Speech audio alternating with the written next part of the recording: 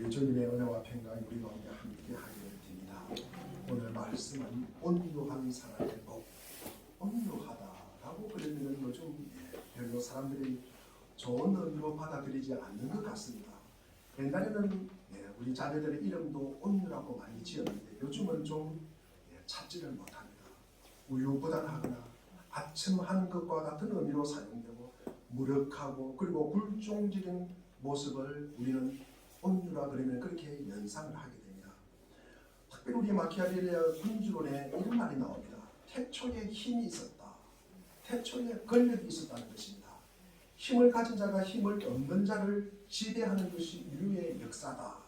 국가와 국가 사이에도 집단과 집단에도 그리고 개인과 개인 사이에도 마찬가지라는 것입니다. 그러나 우리가 19세기 무렵만 해도 우리가 집단이 가지고 있는 어떤 힘이나 그리고 개인이 가지고 있는 그 힘을 갖다 어느 정도 절제하고 감추는 것을 굉장히 우리가 미덕이라고 생각을 하겠습니다. 그렇지만 인류가 20세기에 들어서면서 1차 대전, 2차 대전을 겪으면서 이런 관념 자체를 포기하게 됩니다. 힘이 곧 생존이다. 이렇게 생각을 하게 되었다는 것입니다. 이제 자기 비하나 자기 절제를 표현하는 겸손은 더 이상 미덕이 아닌 시대에 우리가 살아가고 있는 것 같습니다. 영국의 기독교 사상가인 말콤 머그리치라는 사람은 바로 이것이야말로 현대 정신사의 타락의 징후라고 지적합니다. 60년대와 70년대만 해도 선생님이 말씀하시고 책에도 이런 내용이 많았습니다. 늘 우리의 삶의 덕 가운데 하나가 겸손이다. 겸손, 자기를 낮추는 겸손을 강조를 하십니다. 그러나 이것이 지금도 사실인가라는 질문을 던져보면 우리는 매우 회의적일 수밖에 없다. 현대 심리학의 발달과 함께 현대인다운 행동으로서 강조되기 시작한 것 중 하나가 자기 주장 행동이라는 것입니다. 자기를 주장하는 게요. 자기를 드러내는 게요. 자기를 부풀리는 게요. 그리고 자기 목소리를 높이는 게요. 그리고 내 목소리만 주장합니다. 그리고 그것이 내 권리라고 생각합니다. 그러면서 자기 주장 행동이 현대인다운 행동이라는 것이 계속 사람들에게 그것을 주입시키는 시대에 우리는 살아가고 있습니다. 이것이 자기를 표현한다는 측면에서는 좀 긍정적인 면이 있을 수 있습니다. 그러나 이것이 우리의 이기심의 표현이나 그리고 이기심의 충족을 지향하는 것이라면 자기 주장 행동은 굉장히 파괴적일 수밖에 없습니다. 옛날 면접시험을 볼 때 저는 참 부족합니다. 그래서 부채만 준다면 제가 최선을 다해서 열심히 하겠습니다. 그것이 굉장히 보편적인 우리의 모습이었습니다. 그런데 요즘은 그렇지 않습니다. 요즘은 자기 PR 시대잖아요. 자기를 자랑하는 거예요. 자기를 드러내는 거예요. 그러면서 자기를 뻥튀기는 시대에 우리는 살고 있다.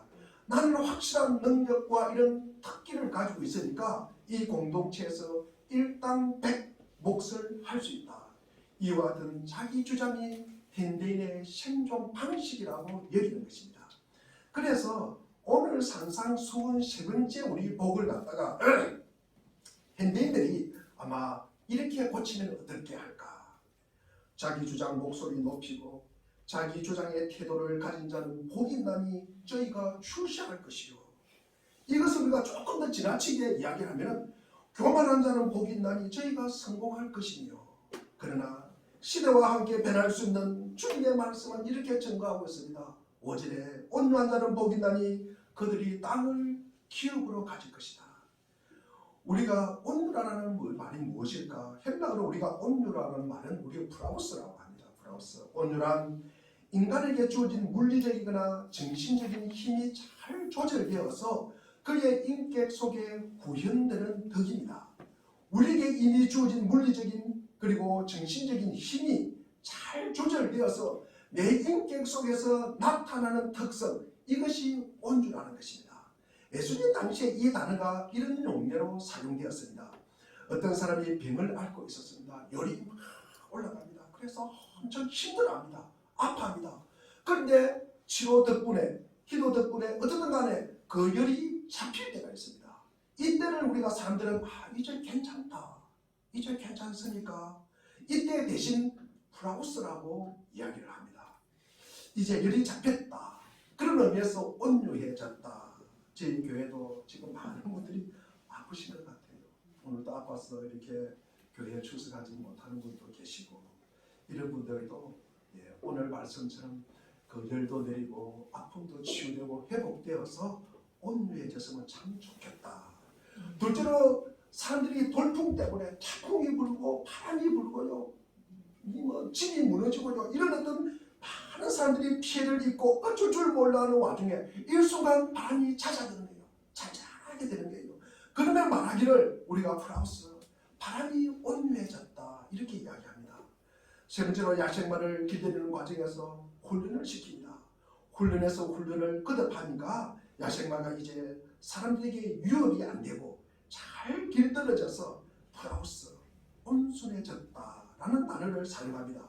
이 세 가지 의미, 온유해졌다고 하는 이 세 가지 의미의 공통점이 무엇입니까? 그것은요, 힘이 없다는 말이 아니라, 무력하다는 말이 아니라 그 힘을 조절한다는 거예요. 그 힘을 조절한다. 그 힘을 조절한다. 그래서 온유한다는요, 저는 새벽 예배 때 말씀을 드렸습니다.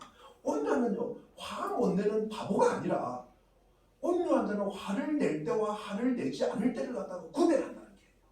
어떨 때 화를 내니까? 다른 사람이 피해를 보거나 다른 사람이 희생을 당하는 걸 보면 내가 마음이 아파요. 그때 우리가 분개하는 거예요.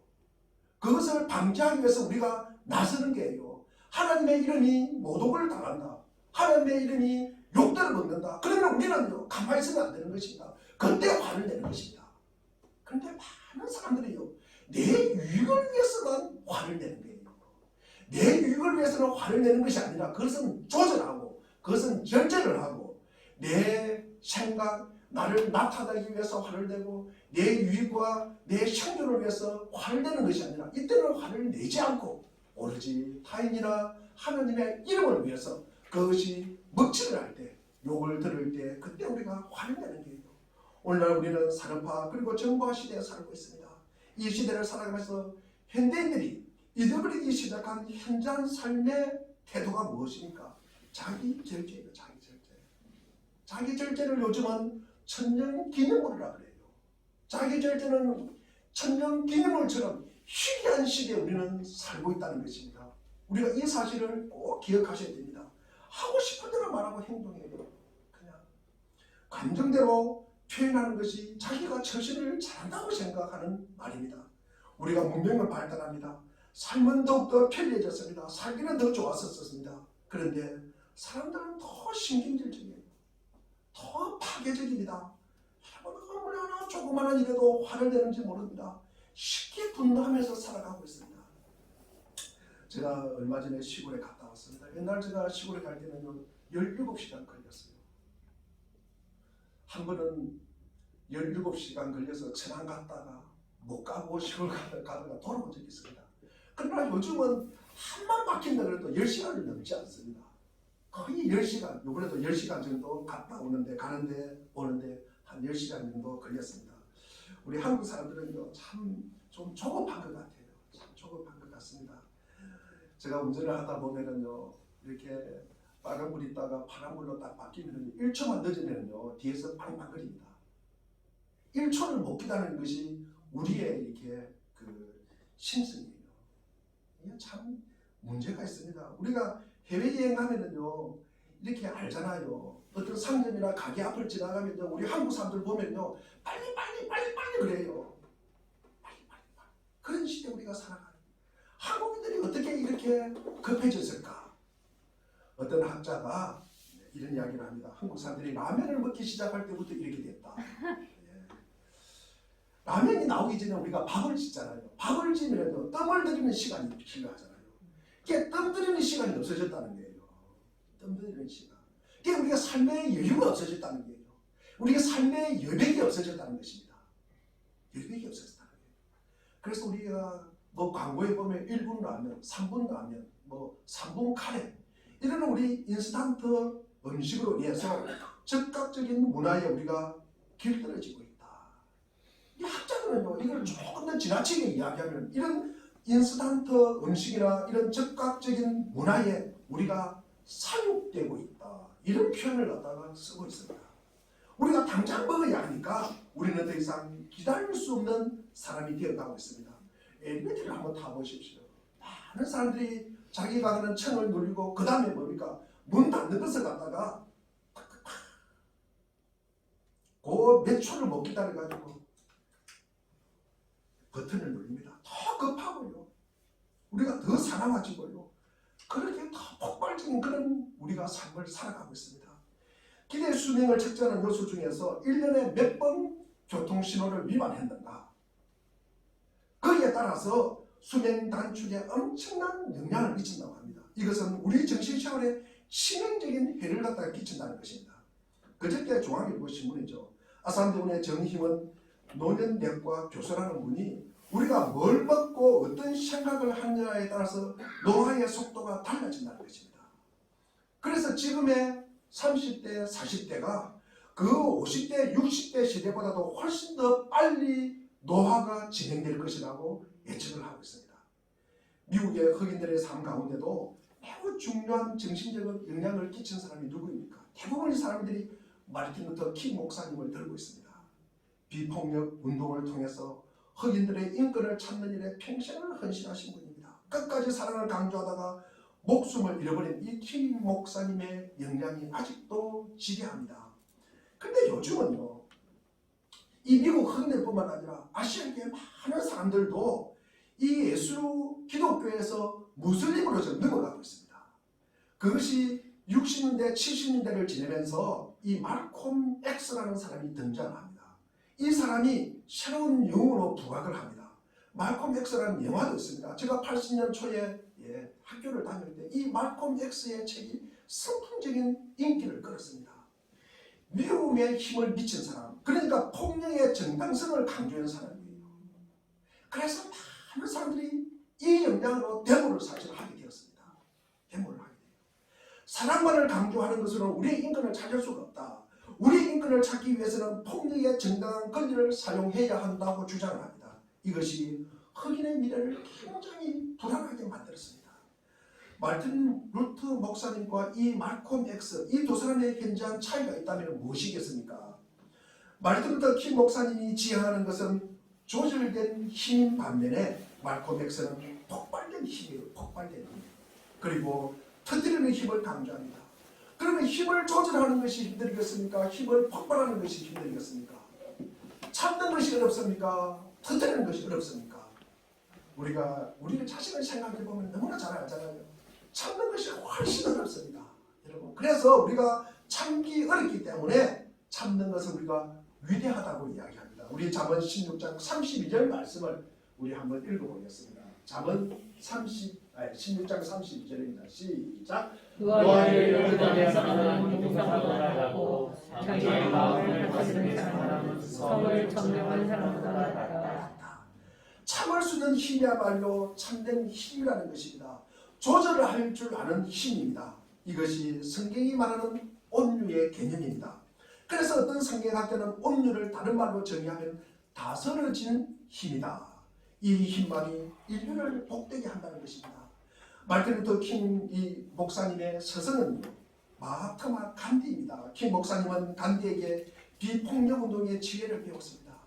인도 사람들은 간디가 평생을 걸고 지향했던 이 중요한 정신을 가리키며 사티아크라, 곧 진리를 지키는 힘, 정신의 힘이라고 했습니다. 간디가 인도의 자주 독립운동을 고취시킬 때 자기를 따르는 사람들에게 계속 외쳤던 메시지가 이것입니다. 여러분, 영국인을 사랑합시다. 그들을 폭력으로 대하지 맙시다. 우리는 제도와 싸우는 것이지 사랑과 싸우는 것이 아닙니다. 정당한 방법과 태도로 우리의 의사를 표현합시다. 이것이야말로 진정한 용기인 것입니다. 미움은 승리를 가져다 줄 수가 없습니다. 사랑만이 진정한 승리를 가져다 줄 것입니다. 영국인이 만약 우리를 매질하면 우리 맞읍시다. 영국인들이 우리를 감옥에 집어넣으면 기쁘게 우리 감옥에 갑시다. 그러나 우리는 그들을 사랑합시다. 간디는 인도의 위대한 승리를 안겨주었습니다. 그것은 그의 정신의 승리며 그것은 온유의 승리라고 말할 수가 있습니다. 온유는 하나님의 능력으로 다스려지는 정신적 힘이라고 우리는 정의할 수가 있습니다. 하나님의 능력으로 다스려진 정신적인 힘. 그러나 우리가 온유한 자에게 약속된 복이 무엇일까? 저희가 뭐를 받는다? 땅을 기업으로 받을 것이다. 땅을 기업으로 받는다는 이 의미를 우리가 두 가지로 제가 말씀을 드리고자 합니다. 우리의 첫 번째는 미래적 측면입니다. 우리가 땅을 기업으로 받는다. 이 말은요, 우리가 천국을 소유한다. 우리가 천국을 소유한다. 우리 장래 천국의 소망과 관련지어서 우리가 이해를 하는 것입니다. 하나님은 온유한 사람에게 천국을 기업으로 준다. 가장 좋은 땅은 어디입니까? 천국이에요. 천국이라는 것입니다. 천국은 온유한 사람들만이 들어갈 수 있는 나라라는 것입니다. 한번 생각해 보십시오. 우리가 온유하지 못한 사람이 천국에 있다. 절제하지 못하고 자기 마음대로 하는 사람이 천국에 계신다. 교만한 사람이 천국에 많이 있다 그러면 그 천국이 어떤 천국이겠습니까? 그런 천국 여러분 들어가고 싶습니까? 안 들어가고 싶습니까? 여기서 살기 힘든데 여기서도 그런 분들 만나면요 힘들잖아요. 힘든데 거기 가서도 그런 분들 만나야 됩니까? 그렇잖아요.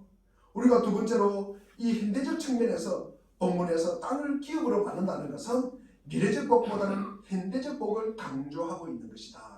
온유한 자들만이 땅을 기업으로 얻을 것이다. 온유한 자들만이 이 땅에서 진정한 승리와 성공을 누릴 수 있다는 약속입니다. 고대사에서 우리가 땅을 차지한다. 이것은 승리의 화신입니다. 승리의 이게 표상이라는 거죠. 그런데 이러한 축복을 온유한 자에게 베풀어 주신다는 것입니다. 하나님께서 온유한 자를 들으셔서 그들을 땅을 차지하는 승리의 역사를 주겠다는 것입니다. 하나님께서 크게 쓰신 우리 모세를 우리가 한번 생각해 보십시오. 우리가 온유이라면 모세를 우리가 생각하지 않을 수가 없습니다. 모세도 우리가 가지고 있는 동일한 약점을 가지고 있었습니다. 그럼에도 불구하고 주님이 모세를 쓰셨던 이유는 그가 온유했다는 것입니다. 우리가 민수기 12장에 보면은 모세가 구스 여인을 데려다가 결혼을 합니다. 구스란 현재 에티오피아 지역입니다. 그 여인을 데려다가 국제 결혼을 한 거죠. 그러니까 그 형제들이 반대하기 시작합니다. 그 형제가 누굽니까? 아론과 미리암이잖아요. 도대체 그 일이 하나님의 뜻이라면은 하나님께서 우리에게도 확신을 주었을 것이다. 그런데 어떻게 모세 너 혼자 확신을 가졌다고 말하느냐? 그러면서 우리는 그 여인을 받아들일 수 없다. 그러면서 쫓아내라. 이 장면에서 모세는 끝으로 조절된 반응을 보입니다. 도무지 흥분하지 않습니다. 그 광경을 보시고 하나님께서 모세에게 이렇게 평가를 하는 거예요. 모세 우리가 민수기 12장 3절에 보면 이 사람 모세는 온유함이 지면의 모든 사람보다 더하더라. 그죠? 더하더라. 우리 세 번째로 한번 읽어보겠습니다. 시작. 모세로 말하자면 땅 위에 사는 모든 사람 가운데서 가장 겸손한 사람이다. 하나님은 이런 모세를 들어서 크게 사용하신 것입니다. 우리가 어떤 사람에게 일감을 맡길 때 제일 중재하고 싶은 사람이 있다면 어떤 사람이겠습니까? 이런 사람에게 일을 맡기고 싶지 않아요. 어떤 사람입니까? 자기 조절이 안 되는 사람이에요. 자기 조절이 안 되는 사람. 자기 기분 좋으면요 백두산도 들었다 놨다 합니다. 그런데 자기 기분 나쁘면요 숟가락도 못 드는 거예요. 젓가락도 하나 못 드는 거예요. 지푸라기도 하나 못 드는 것입니다. 사람이나 행동이 일관성이 없는 사람이요. 이런 사람이 우리에게 어떻게 일을 맡기겠습니까? 일을 맡겼으면 맡겨야 되는데 그것에 갖다가 마음을 놓을 수가 있으니까 그걸 가서 점검을 해야 돼요. 했나 안 했나. 그리고 도저히 감정 조절이 안 되는 사람이 있어요. 감정 조절이 안 되는 사람. 이런 사람에게 우리가 일을 갖다가 어떻게 맡기겠습니까? 우리가 하나님도 마찬가지입니다. 주께서 자기 조절이 안 되는 사람 일을 맡길 수가 있겠습니까? 주님께서는 자기 조절이 된 온유한 사람을 찾고 있다는 것입니다.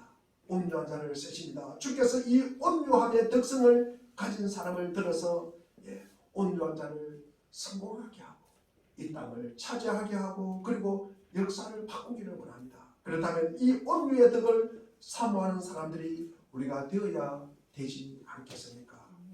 그러면 어떻게 우리가 온유한 사람이 될 수 있을까? 이 온유하기를 원하십니까? 우리가 땅을 기업으로 받기를 원하십니까? 그러면은 우리가 이 하나님이 주권, 이 하나님의 주권에 대한 반응을 세 가지로 나타내고자 합니다. 첫째로 하나님의 주권, 하나님의 근한, 하나님의 근한에 대한 믿음을 가지라. 우리가 아브라함의 경우를 한번 생각해 보겠습니다. 어느 날 자기 조카 누굽니까? 예, 롯과 더불어서 땅을 나누게 되었습니다. 그때 아브라함이 조카 롯에게 이렇게 제안을 합니다. 우리 창세기 13장 9절에 보니까 우리 창세기 13장 9절 한번 읽어보겠습니다. 시작. 내가 너한테 땅을 있으니 따라고 그러지 살자. 내가 왼쪽으로 가면 나는 오른쪽으로 가고 내가 오른쪽으로 가면 나는 왼쪽으로 가겠다. 예. 그러면 좋은 땅은 누가 차지하겠습니까, 여러분? 예. 혹시 차지하겠죠? 이거는 우리가 뻔한 사실이잖아요. 롯이 아마 분명히 좋은 땅을 차지할 것이다. 그러면 상대적으로 아브라함은 좋지 않은 땅을 차지할 것이다. 여러분, 땅은요, 그 당시 지금도 그렇지만 그 당시도 이 땅은 굉장히 우리가 자산 가치가 있을 뿐만 아니라 매력적인 게요. 우리가 네가 우측 땅을 가지면 나는 좌측 땅을 가지겠다. 이것은 결국 아브라함이 내가 손해를 보겠다. 자, 그러면요, 우리가 이 손실을 보겠다는 각오, 손실을 보겠다는 각오, 아브라함이 왜 손실을 보겠다는 각오를 가졌을까? 아니, 이 조카 롯에게 먼저 선택할 그날을 줄 수 있는 그 이유가 무엇일까? 그건 무슨 이유일까? 여러분 한번 생각해 보시오. 아브라함은 내가 마땅히 하나님의 말씀에 순종하고 하나님의 백성다운 삶을 내가 살아가면은 주께서 반드시 나를 책임져 주실 것이다. 책임져 주실 것이다. 내가 손해를 보면은 하나님께서 몇백 배로 더 보상을 해 주실 것이다. 내가 손해를 보면은 하나님이 너무 마음 아파하실 것이다. 자기 백성이 힘들어하고 손해보는 것을 우리 하나님은 도저히 그냥 두고 넘어가지 않을 것이다. 이런 생각을 아브라함은 했다는 거죠. 아브라함은 했습니다. 이것은 하나님의 주권에 대한 신앙을 믿기 때문에 할 수 있는 것입니다. 우리가 때로 손해와 희생이 다르지만 나는 전능하신 주님의 주권을 믿습니다. 그분이 내 삶의 주인이심을 인정하고 내가 권리를 포기할 때 주님은 나의 삶을 책임져 주실 것이다. 나는 이것을 믿습니다. 이것이 하나님의 주권을 믿는 거예요. 이 하나님의 섭리를 믿는 것입니다. 이것이 아브라함의 믿음이었다는 것입니다. 우리가 아브라함뿐만 아니라 이 요셉을 갖다가 우리가 한번 생각해 보십시오. 요셉이 자기 행들 때문에 얼마나 많은 손해를 입었습니까? 얼마나 죽을 고비를 넘겼습니까? 마침내 요셉은 애굽의 총리가 되었습니다. 요셉의 행들이 식량을 구분하기 위해서 자기한테 머리를 조아리고 있습니다. 그때 요셉은 무슨 생각을 하겠을까? 내가 복수할 기회가 왔구나. 이 절호의 기회를 내가 놓치지 않아야지. 그러나 그 기회를 복수의 기회로 삼지 않습니다. 자기의 행제들을 용납하고 용서할 수 있었던 그 비밀, 어떻게 그것이 요셉에게 가능했겠냐는 것입니다. 어떻게 해서 요셉이 가능했을까? 요셉이 자기 형들에게 이렇게 이야기합니다. 우리 창세기 45장 내용을 보면은 형님들이여, 나를 판 것 때문에 근심하지 마십시오. 하나님이 이것을 행하셨습니다. 이것이 하나님의 주권을 갖다가 인정하는 것입니다. 주께서 저로 하여금 우리 집안을 돕고 우리 집안을 살리기 위해서 지난 모든 과정을 나로 하여금 겪게 하셨습니다. 하나님을 참으로 사랑하는 사람들에게는 어떤 일도 하나님의 손을 떠나서는 이런 일이 발생하지 않습니다. 그러므로 지나간 날 내가 봤던 그리고 그 아픔의 순간까지도 하나님은 나의 궁극적인 유익을 위해서 이렇게 하셨습니다. 당신들은 나를 해쳤다고 생각하지 마십시오. 그것은 내 삶을 만드시고 내 삶을 훈련시키고 나를 나되게 하시고 그를 나르고 나를 쓰시기 위해서 주께서 하신 것입니다. 나는 형님들에게 아무런 원망이 없습니다. 이 상황 속에서 이처럼 초일하고 담대할 수 있었던 요셉의 비밀이 무엇입니까? 하나님의 주권을 인정하기 때문입니다. 우리가 그것을 믿기 때문입니다. 우리가 다윗도 그렇습니다. 그는 사울 왕 때문에 얼마나 핍박을 받았습니까? 얼마나 자주 피해 다녔고 얼마나 죽음의 고비를 넘겼습니까? 그러나 두 번 찾아왔던 기회, 자기 목숨을 노리고 있던 이 사울이 무장해제하고 자기 앞에서 잠들어 있는 광경을 목격합니다. 단칼이면 끝날 수 있는 상황 속에서 사울의 목숨을 앗아가기보다는 오히려 그의 곁에 있었다는 그 목숨을 해치지 않았다는 그 증거를 남기기 위해서 그의 옷을 살짝 베어갑니다. 그러면서 이렇게 할 수 있었던 다윗의 이유가 무엇입니까? 어떻게 해서 목숨을 다윗을 죽이지 않고 그의 옷만 살짝 베어가겠습니까? 그 비결이 무엇입니까? 우리가 로마서 12장 19절에 보면 안 갚음은 나의 일이다. 안 갚으면 주님의 일이라는 거예요. 복수할 일은 누구다? 하나님이 하시는 일이에요. 나는 내 할 일만 하고 되는 것입니다. 내 할 일만 하고 되는 것입니다. 하나님께서 내게 맡겨주신 일이 있잖아요. 나를 복수하라고 이 땅에 보낸 거 아니잖아요. 하나님께서 내게 맡겨주셔서 오늘 하나님께서 내게 기대하는 삶이 있잖아요. 우리는 그 삶에 우리는 노력하고 진력하면 되는 것입니다. 주님을 사랑하고 이웃을 사랑하고 우리가 주님을 섬기고 이웃을 섬기는데 우리가 최선을 다할 때 다윗은 이처럼 담대할 수가 있었습니다. 하나님의 주권에 대한 신뢰입니다. 이것이 하나님의 사람에게 온유의 삶을 안겨준 비밀인 줄로 믿습니다. 우리가 온유해지기를 원하십니까? 우리가 땅을 기업으로 받기를 원하십니까? 하나님의 주권을 신뢰하십시오. 하나님께서 하셨다는 그 믿음을 갖고 우리는 살아가시기를 바랍니다. 두 번째로 우리가 온유하기를 원합니까? 하나님의 주권에 대한 훈련을 받으십시오. 앞에서 우리가 언급한 이 모세, 아브라함, 요셉, 다윗 이런 사람들이 태어나면서 천성적으로 이 사람들이 온유했습니까? 우리 교민들 중에 제가 또 가끔 만나는 분들 중에 가끔 이런 말을 하는 분이 있어요. 목사님, 저는 태어나면서부터 천성적으로 그러지 못해요. 저는 천성적으로 화를 잘 내요. 그런 거짓말이 어디 있습니까? 그런 거짓말이 어디 있습니까? 제가 대놓고 앞에서는 그런 이야기 안 합니다. 제가 그렇게 했으면 참 좋겠는데 제가 믿음이 좀 약해가지고 그렇습니다. 그러나 우리가 반드시 알아야 할 것은 신앙의 선진들도요 태어나면서부터 온유한 사람이 아니라는 거죠. 아니라는 것입니다. 오랜 세월 동안 조금씩 지속적으로 만들어진 훈련의 결과라는 것입니다. 우리가 너무도 잘 알잖아요. 우리 모세도 그렇잖아요. 젊은 청년은 뭐 하십니까? 자기가 한 일은 사람 죽이는 일이었어요. 모세의 삶 가운데서도 40년 광야 생활 중에서도 자신이 온유함을 유지하기가 힘들었던 순간이 많이 있었습니다. 그토록 하나님의 자비와 긍휼을 전하는데도 완고한 이스라엘 백성들, 하나님께 늘 반응하는 이스라엘 백성들. 그래서 우리가 마침내 지팡이를 한 번 치야 될 것을 반석을 이 모세가 자기 혈기로 2번이나 치지 않습니까? 우리는 아마 모세에게 충분히 그럴 수 있다. 충분히 우리가 이해를 합니다. 그러나 하나님은 그것을 용납하지 않습니다. 모세가 가나안 땅에 들어갔습니까? 못 들어갔습니까? 들어가지는 못해요. 자기 혈기로 파이 2번 친 것 때문에.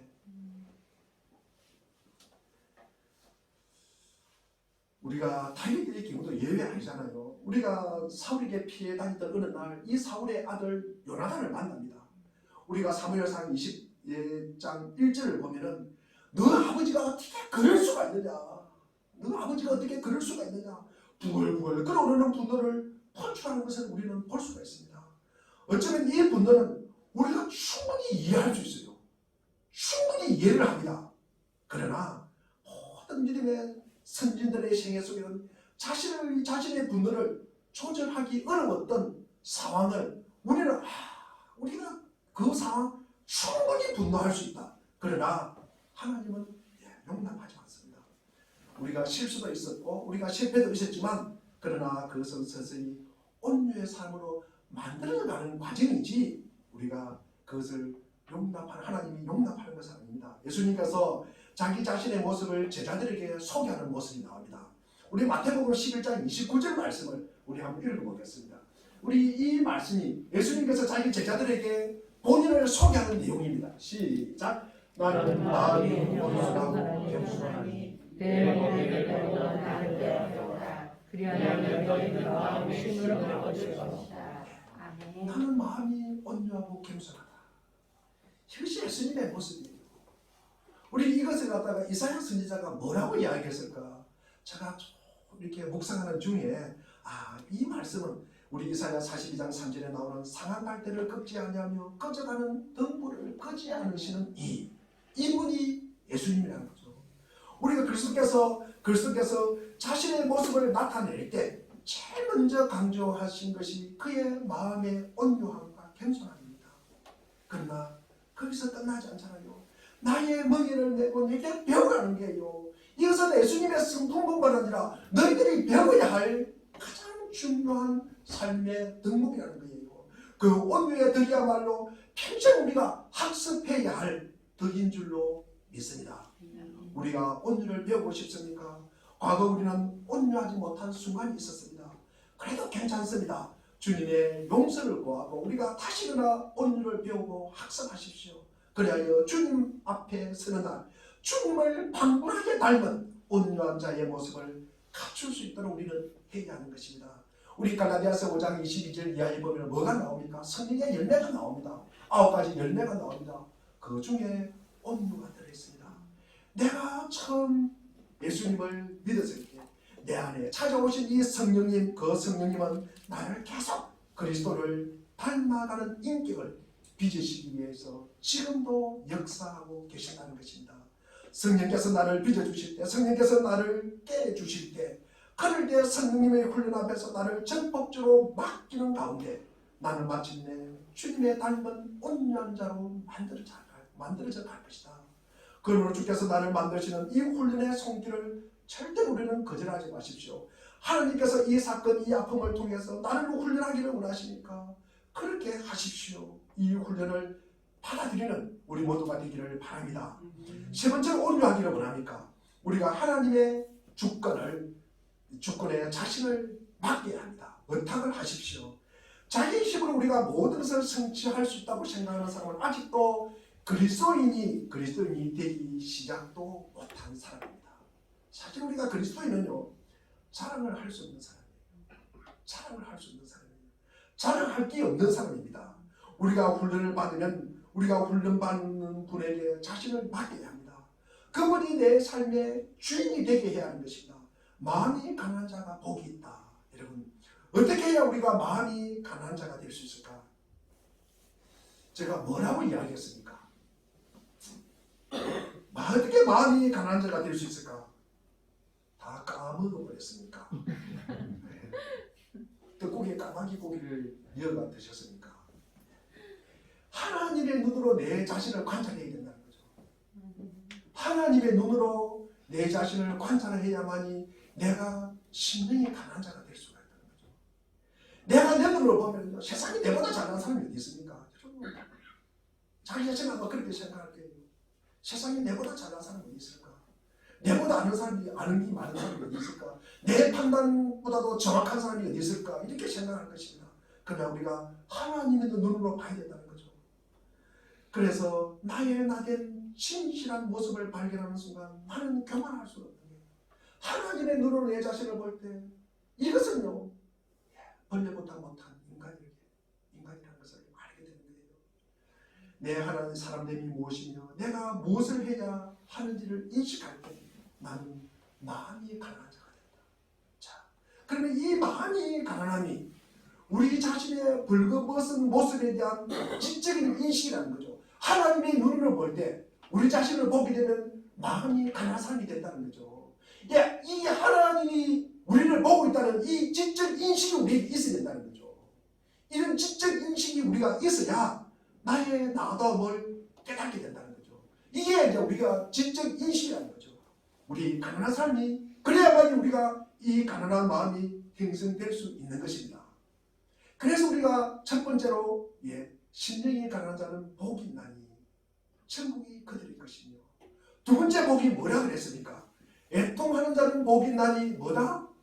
천국이 자릴 것이며. 예? 천국이 자릴 것이며. 두 번째 복이 뭐였습니까? 온유한 자는, 애통하는 자는 복이 있나니 그들이 뭐한다? 위로를 받을 것이다. 그래서 우리 여기에 애통하는 자, 이건 우리가 애통하는 자는 뭡니까? 우리가 애통이라면 눈물입니다. 그래서 우리가 지적인 인식을 넘어서서 이 전적인 인식으로 우리가 영역으로 넘어가는 거예요. 우리가 믿음은요, 지정의로 우리가 믿는 것입니다. 그래서 우리가 지적으로 알 수 있는 것은 내 심령이 가난한 것을 알게 되는 것이고, 우리가 정적으로, 우리가 감정적으로 내가 보니까 내 삶 속에서 하나님이 기뻐할 수 있는 요소가 없는 거예요. 그래서 내 죄가 보이는 거예요. 내 실수가 보이는 거예요. 내 허물이 보이는 거예요. 나는 이 존재가 참 부족하구나. 이것을 보면서 눈물을 흘리는 거죠. 눈물을 흘리는 거예요. 이것밖에 안 되는가? 이것밖에 안 되는가? 내가 목사 안수를 받은 지가 몇 년이 됐는데도 2018년에 제가 목사 안수를 받았습니다. 이 목사가 됐는데 이것밖에 안 되는가? 그때요, 내 영성이 깨어지기 시작하는 거예요. 내 자아가 깨어지기 시작하는 거예요. 그러면서 뭡니까? 애통하는 자의 삶의 모습이 보이는 거예요. 그러나 이제 온유한 자가 되려면은 우리가 지정의, 의에 가가지고 지적인 영역과 이 정서적인 영역을 넘어서서 의지적인 영역으로 들어가야 된다는 것입니다. 이제 나를 갖다가 훈련시키는 거예요. 나를 갖다가 하나님 앞에 던지는 거예요. 하나님 앞에 내 맡기는 거예요. 이거는 의지적인 요소가 있어야 된다는 것입니다. 나를 주님 앞에 드리는 거예요. 나의 의지를 드리는 거예요. 내 감정조차도 주님 앞에 드리는 거예요. 하나님, 이 상황을 통해서 나를 훈련시켜 주십시오. 때때로 의지적인 결단의 장면에서 이를 안 볼 때가 있습니다. 그러나 우리가 감정이 나의 발목을 붙잡는다 할지라도 하나님 앞에서 우리가 순종할 수 있는 거예요. 하나님이 원하시는 사람이 되기 위해서 내 자신을 주 앞에 드리며 주님의 하나님의 주인 되심을 우리는 반드시 우리가 인정을 해야 되는 것입니다. 대개 우리가 분노하는 것은요, 우리 자신을 갖다가 감정 조절이 잘 안 되는 것은 무엇입니까? 내가 손해봤다는, 내가 내 소유가 침해됐다는 감정 때문입니다. 내가 손해봤다는 생각 때문입니다. 그래서 소유가 그 밑바탕에 이렇게 게재되어 있습니다. 그 소유가 물질이든 정신적인 소유이든 내가 저 사람 때문에 손해봤다는 생각 때문에 우리 자신이 우리 감정이 조절이 안 되는 거예요. 날 분노하는 것입니다. 그러나 내가 가진 모든 소유의 진정한 주인이 하나님이라는 사실을 우리가 인정하면은 우리가 하나님과의 관계뿐만 아니라 우리가 여러분과 나 사이에뿐만 아니라 개인 간의 사람과 사람 사이의 관계도 이 관계가 달라지는 거예요. 달라진다는 것입니다. 우리가 그래서 하나님의 주권을 인정하는 거예요. 우리가 하나님의 평생 살면서도 하나님의 주권을 인정하고 내가 하나님께 맡긴다는 것이 참 어렵습니다. 이게 말이 쉬워서 그렇지 어렵다는 거예요. 제가 오늘 책자를 가져오려고 했는데 조그마한 책자 하나를 소개하겠습니다. 거기에 씌어진 이 짤막한 내용, 집중해서 읽으면 10분만 하고 읽습니다. 꼭 이 책을 갖다가 제가 빌려드릴 테니까 꼭 읽으시기를 바랍니다.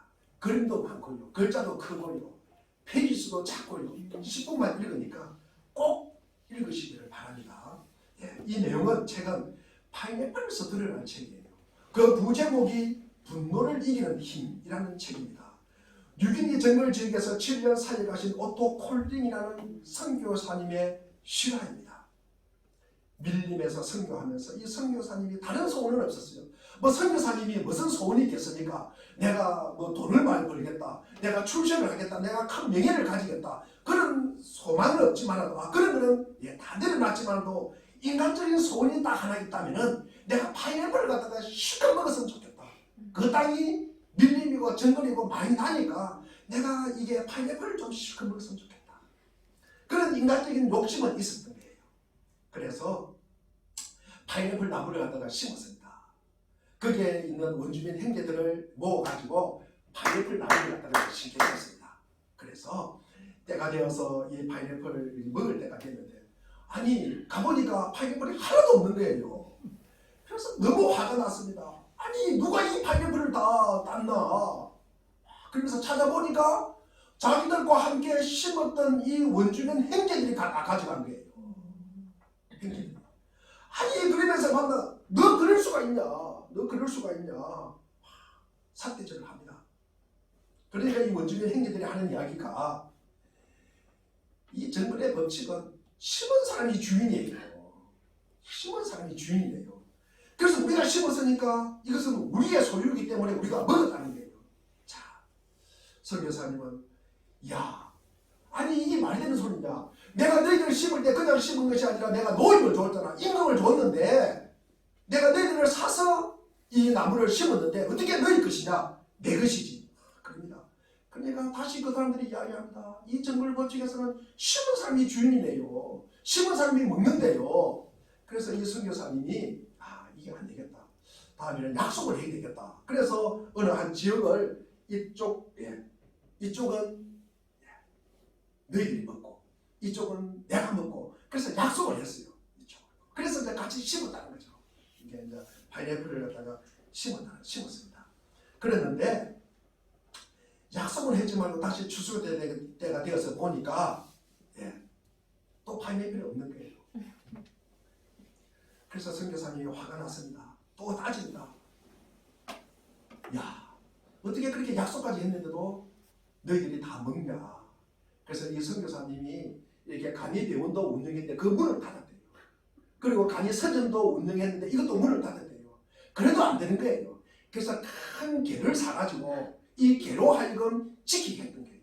그래도 안 되는 거예요. 그래서 너무 마음이 아픈 거예요.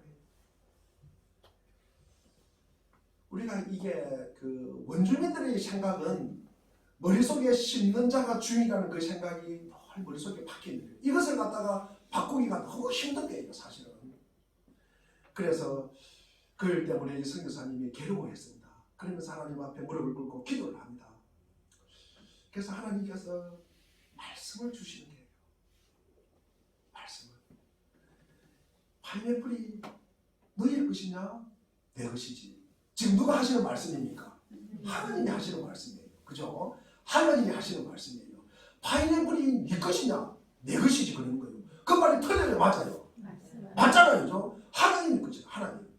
그래서 열매를 따먹고 싶다는 이 인간적인 생각 때문에 모든 것이 주인은 하나님이라는 사실을 갖다가 망각하고 있었던 거예요. 그것을 갖다가 이 선교사님에게 깨우쳐 주고 있었던 거예요. 그래서 맞다. 이렇게 기도합니다. 맞습니다. 하나님. 이것이 하나님의 것인 줄 제가 알았습니다. 그것을 망각하고 있었습니다. 그래서 이제부터는 제가 정말 하나님을 주인으로 모시고 살겠습니다. 우리가 이것을 인정하고 나니까 욕심이 없어진 거예요. 그 다음 추수때가 되었습니다. 그런데 무슨 일이 일어났겠습니까? 여전히 마찬가지입니다. 파인애플은 하나도 없습니다. 그런데 달라진 것이 하나 있다면 이 선교사님이 뭐가 달라졌습니까? 화를 내다가 화를 안 낸다는 거예요. 이제는 화가 안 나는 거예요. 이게 뭐 파인애플이 누구 거다? 하나님의 거다는 거죠. 내 것이 아니라 하나님의 것이라고 생각하니까 화가 안 나는 것입니다. 내 것이 아니고 하나님의 것이라니까 화가 안 나는 거예요. 이 선교사님이 화가 나니까 이 원주민들이 더 불안한 거예요. 와서 묻는 거예요. 와 선교사님 왜 선교사님 화를 안 내니까 하는 거예요. 그래서 선교사님이 이야기합니다. 그것은 하나님의 것이에요. 나와는 상관이 없어요. 그래요. 그러니까 이 원주민들이 말합니다. 선교사님 드디어 크리스찬이 되었군요. 그거들을 들어 이 파인애플이 앉아 훔쳐가는 사람이 있었습니다. 그 이후에도 훔쳐갑니다. 그런데 이상하게도 훔쳐가는 사람들이 자기가 몸이 아프거나 자기 애들이 아프면은요 무슨 생각을 하냐? 내가 하나님의 것을 훔쳤구나. 선교사님을 훔쳤구나 하는 생각을 할 때는 그런 생각이 안 들었는데 내가 하나님의 것을 훔쳤구나. 본인이 심었으니까 본인이 자기 것 심은 자가 자기 것 가져가니까 전혀 그런 죄책감이 없었어요. 그러나 하나님의 것을 가져가서 내가 이렇게 아프구나. 이런 생각이 들었다는 거죠. 그러니까 그 다음부터는 도둑질이 없어졌다는 것입니다. 원주민들이 이 심은 자가 주인이라는 이 관념에서 이 하나님이 주인이라는 관념으로 바뀔 때까지는 가만한 시간이 필요했다는 것입니다. 우리도 꼭 마찬가지입니다. 우리도 마찬가지예요. 우리가 살아가면서 저것이 내 것이라고 생각할 때는 화가 나요. 기분 나빠요. 붕괴합니다. 그러나 하나님의 것이라고 생각하면은 우리는 그것은 하나님의 처분에 맡기는 거예요. 하나님의 처분에 맡기는 거예요. 믿음의 선지들을 보십시오. 내가 손해보면 그것을 누가 채워주신다? 하나님이 채워주신다는 생각을 가지는 거예요. 그러니까 화가 안 나는 거예요. 화가 안 나는 거예요. 그것이 하나님의 주권을 믿는 것입니다. 그 위에 어떻게 되었겠습니까? 선교사는 이제 자기가 심은 파인애플 열매를 마음대로 다 먹고 그리고 형제들과 즐겁게 나누면서 살 수가 있었다. 이것이 내 것이라고 했을 때는 전혀 그것이 내 것이 되지 않았다는 것입니다. 그러나 그것이 주인이 하나님의 것임을 인정했을 때 그는 자유를 누리고 형제를 사랑하고 그리고 나눌 수 있는 놀라운 축복을 받았다는 것입니다. 이런 온유는 여러분이나 제가 만들 수 있는 건 아닙니다. 온유는 성령께서 울들 속에 만드시는 하나님의 성품이에요. 온유는 성령께서 직접 만드신 열매입니다. 온유는 성령께서 우리에게 주시며 우리 모두에게 가능한 일입니다. 그러면 우리는 무엇을 해야 하나? 우리는 자주 하나님의 말씀을 묵상하고 기도해야 되는 것입니다. 아멘. 그리고 무엇보다도 주님을 바라봐야 되는 것입니다. 아멘. 오늘도 2부 예배 때 여호수아 2장 1절부터 24절 말씀을 묵상하러 갑니다. 여러분, 제가 어제 하루 종일 이 말씀을 묵상하면서 여러분 2부 예배에 꼭 참석하시기를 바랍니다. 우리가 이게 바로 하나님의 주권을 인정하고 받아들이고 우리가 훈련하고 내 자신을 하나님의 주권에 맡겨야 하는 것입니다. 그런 다음 겸손해져서 우리의 사람됨이 부족할 뿐만 아니라 철저할 정도로 불완전함을 부끄럽게 우리가 고백하는 것입니다. 그런 다음에 우리의 모든 문제의 원인이 되는 이 못된 자아와 절거를 해야 하는 것입니다. 끊어야 되는 것입니다. 그래야만 자기 희생으로 우리를 값없이 주고 사신 주님께서 우리 가운데 들어올 수 있다는 거예요. 우리 가운데 들어올 수 있다는 것입니다. 우리가 말로만 주님이 나 안에 들어오지요. 주님이 나를 주님 되시요. 그런다고 되는 거 아닙니다. 여러분 자기 희생으로 우리를 값없이 주고 사신 주님께 우리 가운데 들어올 수 있도록 우리의 못된 자아와 절교를 해야 하는 것입니다. 그래야 주님께서 들어올 수 있어요. 지금도 밖에서 두드리는 이 예수님, 우리에게 들어오고 싶어하는 이 문을 두드리는 분, 계시록 3장 24절에 우리가 문을 열어줘야 되는 것입니다. 문을 열어줘야 그분이 우리 가운데 들어올 수가 있다는 것입니다. 성경은 이렇게 말합니다. 온유한 자는 복이 있나니 저희가 땅을 기업으로 받을 것이다. 자기 권리 주장으로 피곤해진 오늘 세대에 온유는 얼마나 그리스도인들이 허무하고 얼마나 소중한 것인지를 모릅니다. 여러분 얼마나 귀한 것인지를 모릅니다. 여러분 온유한 사람이 되기를 원하십니까? 다시 주 앞에 서 보십시오. 그리고 내 삶의 모든 소유의 주인이신 하나님을 바라보십시오. 이 모든 것은 하나님의 것이다.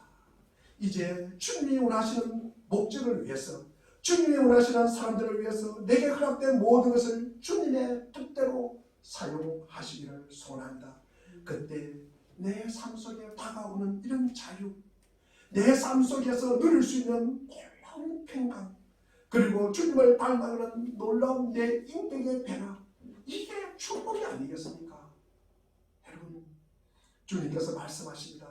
온유한 사람은 복이 있나니 그들이 땅을 차지할 것이다.